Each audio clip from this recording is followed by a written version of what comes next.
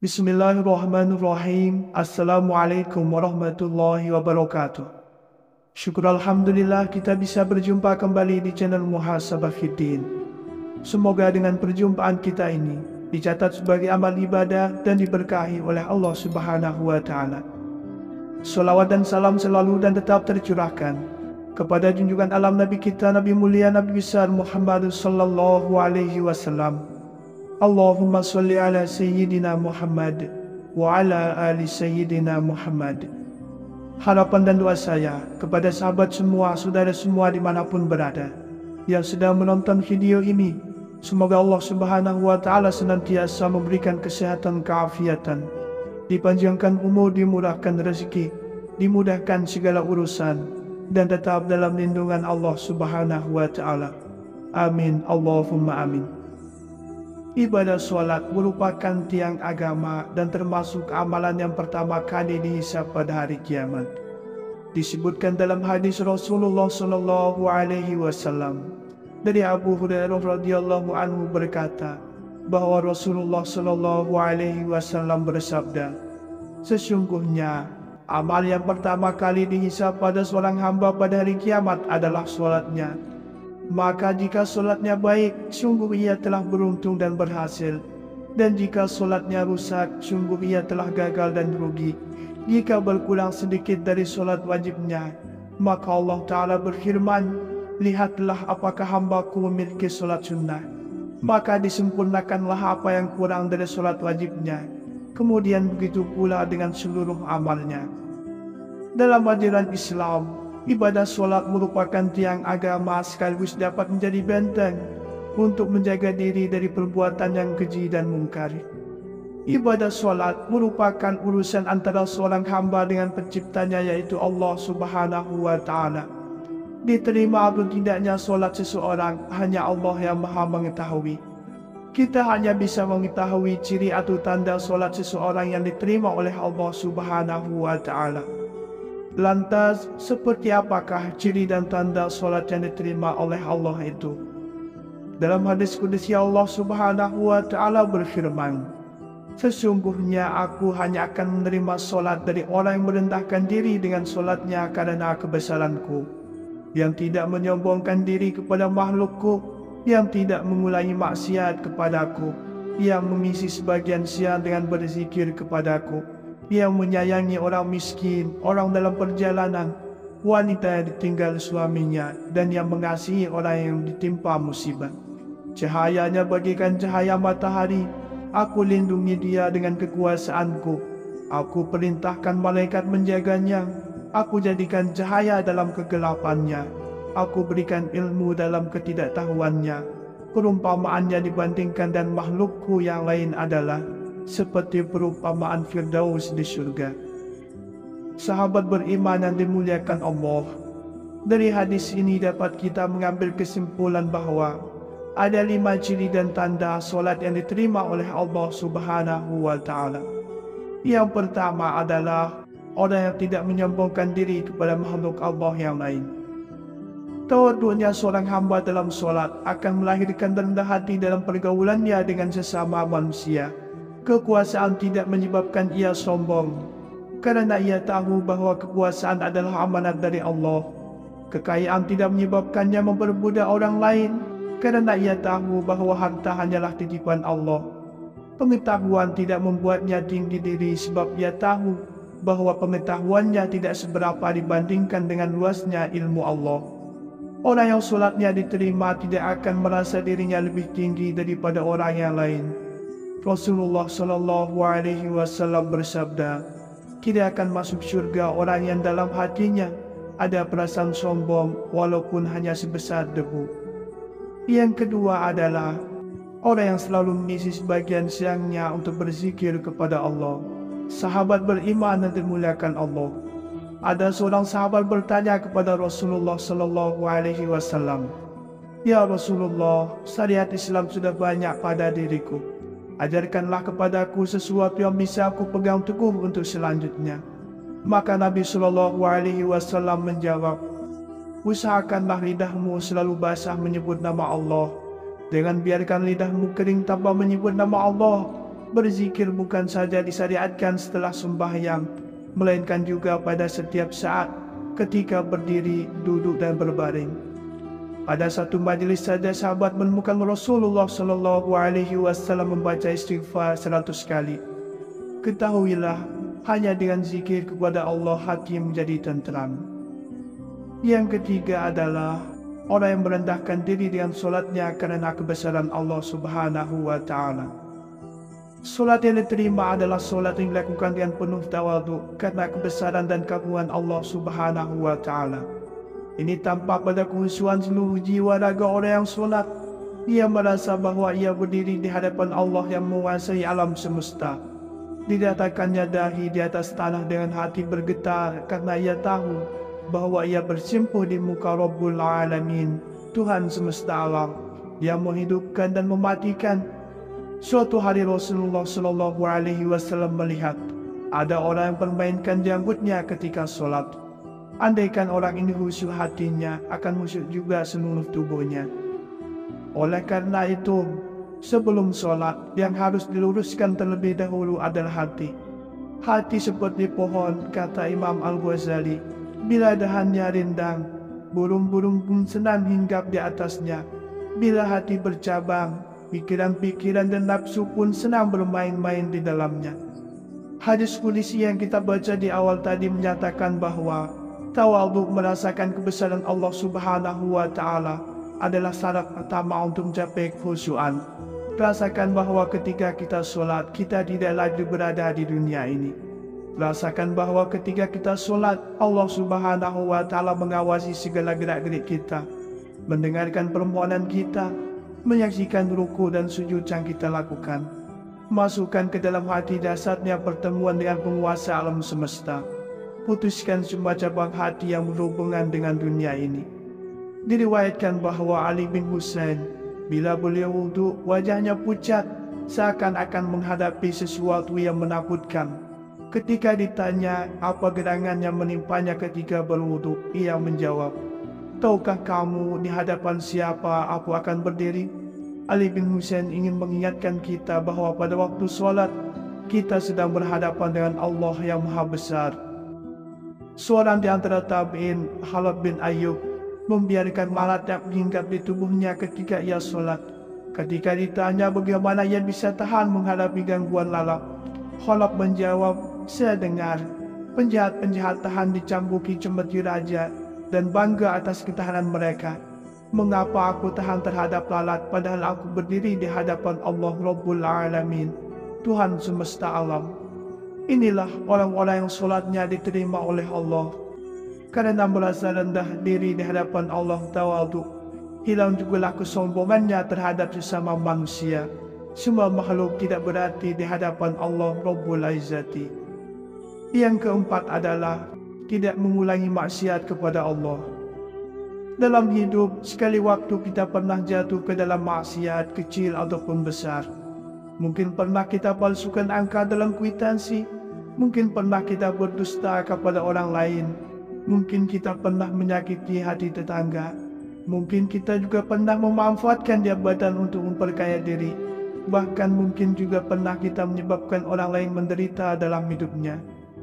Barang siapa solatnya tidak menyebabkan dia menjauhi kekejian dan kemungkaran, maka solatnya hanya akan menambah dia jauh dari Allah. Solatnya bukan menjadi alat taqarrub mendekat kepada Allah, melainkan malah menjadi taba'ud, menjauhkan diri dari Allah Subhanahu wa Ta'ala. Oleh karena itu, bila selesai solat orang masih berdusta, maka solatnya akan dilipat seperti kain buruk yang dibanting ke wajahnya. Karena itu, bila selesai solat tidak lagi terharu melihat penderitaan orang lain, tidak mau memberikan pertolongan kepada mereka yang memerlukannya, tenggelam dalam kesenangan dirinya sendiri, maka ia termasuk dalam golongan yang disebutkan oleh Allah Subhanahu wa Ta'ala. Celakalah orang solat yang lalai dalam solatnya, yang ingin dilihat yang tidak mau memberikan pertolongan. Yang kelima adalah menyayangi orang miskin, orang dalam perjalanan, wanita yang ditinggalkan suaminya, dan mengasihi orang yang mendapatkan musibah. Sahabat beriman yang dimuliakan Allah, solat yang diterima oleh Allah Subhanahu wa Ta'ala akan tampak bekasnya dalam kehidupan orang yang melakukannya. Islam bukan saja datang untuk menegakkan akidah dan ibadah, melainkan juga membela manusia yang lemah, seperti fakir miskin, orang yang kehabisan bekal, janda yang ditinggalkan suaminya, dan orang yang menderita. Orang yang kaya membuat sudut kecil di rumahnya untuk solat tahajud di malam hari, tidak diterima solatnya bila ia membiarkan tetangganya mati kelaparan, bila tidak tersentuh hatinya oleh penderitaan orang lain. Rasulullah SAW bersabda, tidak akan masuk surga orang yang kenyang, padahal tetangganya kelaparan di sampingnya. Dalam hadis qudsi Allah Subhanahu wa Ta'ala berfirman, sesungguhnya aku hanya akan menerima solat dari orang yang merendahkan diri dengan solatnya karena kebesaranku, yang tidak menyombongkan diri kepada makhlukku, yang tidak mengulangi maksiat kepadaku, yang mengisi sebagian siang dengan berzikir kepadaku, yang menyayangi orang miskin, orang dalam perjalanan, wanita yang ditinggal suaminya, dan yang mengasihi orang yang ditimpa musibah. Cahayanya bagaikan cahaya matahari, aku lindungi dia dengan kekuasaanku. Aku perintahkan malaikat menjaganya. Aku jadikan cahaya dalam kegelapannya. Aku berikan ilmu dalam ketidaktahuannya. Perumpamaannya dibandingkan dan makhlukku yang lain adalah seperti perumpamaan Firdaus di surga. Sahabat beriman yang dimuliakan Allah, dari hadis ini dapat kita mengambil kesimpulan bahwa ada 5 ciri dan tanda solat yang diterima oleh Allah Subhanahu wa Ta'ala. Yang pertama adalah orang yang tidak menyombongkan diri kepada makhluk Allah yang lain. Tawaduknya seorang hamba dalam solat akan melahirkan rendah hati dalam pergaulannya dengan sesama manusia. Kekuasaan tidak menyebabkan ia sombong, karena ia tahu bahwa kekuasaan adalah amanat dari Allah. Kekayaan tidak menyebabkannya memperbudak orang lain, karena ia tahu bahwa harta hanyalah titipan Allah. Pengetahuan tidak membuatnya tinggi diri sebab ia tahu bahwa pengetahuannya tidak seberapa dibandingkan dengan luasnya ilmu Allah. Orang yang solatnya diterima tidak akan merasa dirinya lebih tinggi daripada orang yang lain. Rasulullah SAW bersabda, tidak akan masuk surga orang yang dalam hatinya ada perasaan sombong walaupun hanya sebesar debu. Yang kedua adalah orang yang selalu mengisi sebagian siangnya untuk berzikir kepada Allah. Sahabat beriman yang dimuliakan Allah, ada seorang sahabat bertanya kepada Rasulullah SAW, ya Rasulullah, syariat Islam sudah banyak pada diriku. Ajarkanlah kepadaku sesuatu yang bisa aku pegang teguh untuk selanjutnya.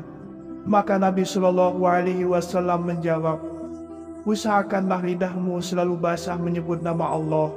Jangan biarkan lidahmu kering tanpa menyebut nama Allah. Berzikir bukan saja disyariatkan setelah sembahyang, melainkan juga pada setiap saat, ketika berdiri, duduk dan berbaring. Pada satu majlis saja sahabat menemukan Rasulullah SAW membaca istighfar 100 kali. Ketahuilah, hanya dengan zikir kepada Allah hati menjadi tenteram. Yang ketiga adalah orang yang merendahkan diri dengan solatnya karena kebesaran Allah Subhanahu wa Ta'ala. Solat yang diterima adalah solat yang dilakukan dengan penuh tawaduk karena kebesaran dan keagungan Allah Subhanahu wa Ta'ala.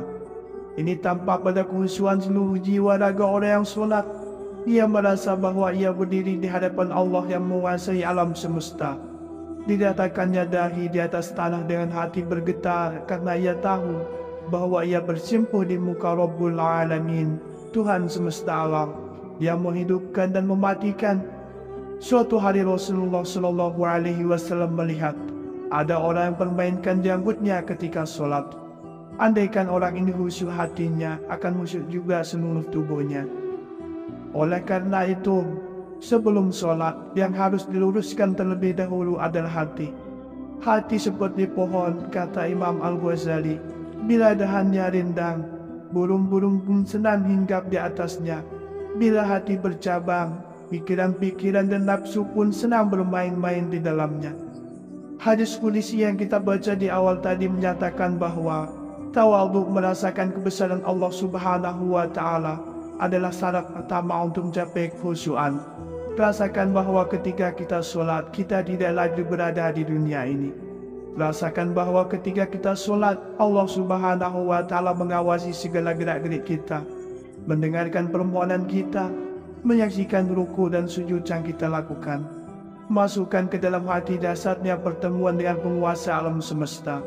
Putuskan semua cabang hati yang berhubungan dengan dunia ini. Diriwayatkan bahwa Ali bin Husain, bila beliau wudhu, wajahnya pucat, seakan-akan menghadapi sesuatu yang menakutkan. Ketika ditanya apa gerangan yang menimpanya ketika berwudhu, ia menjawab, "Tahukah kamu di hadapan siapa aku akan berdiri?" Ali bin Husain ingin mengingatkan kita bahwa pada waktu sholat, kita sedang berhadapan dengan Allah yang Maha Besar. Seorang di antara tabi'in, Khalid bin Ayyub, membiarkan malaria menghinggap di tubuhnya ketika ia sholat.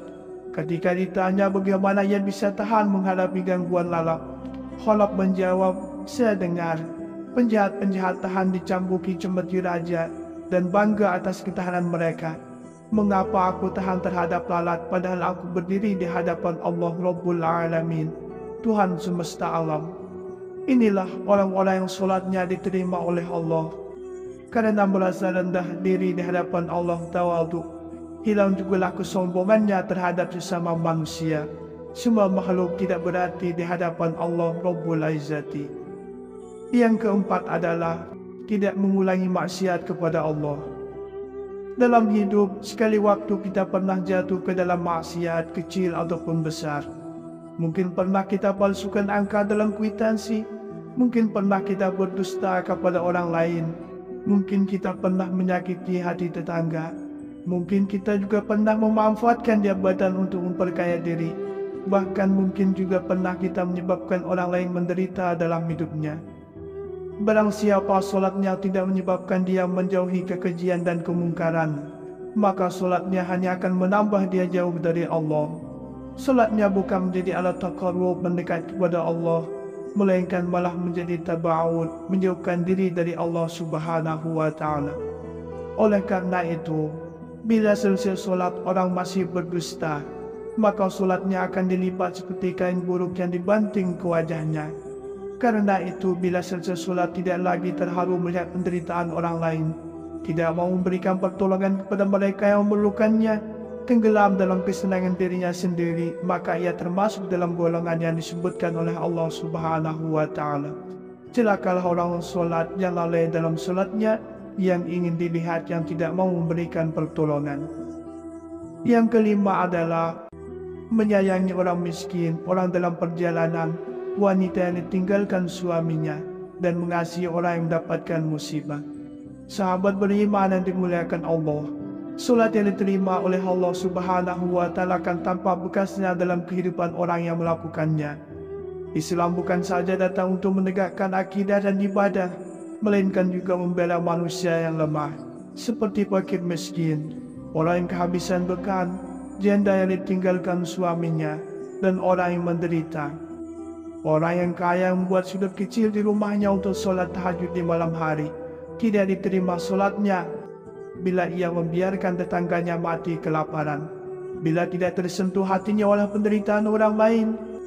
Rasulullah SAW bersabda, tidak akan masuk surga orang yang kenyang padahal tetangganya kelaparan di sampingnya. Sahabat beriman yang dimuliakan Allah Subhanahu wa Ta'ala, semoga Allah Subhanahu wa Ta'ala menerima amal ibadah salat kita. Amin Allahumma amin. Wallahu a'lam. Wassalamualaikum warahmatullahi wabarakatuh.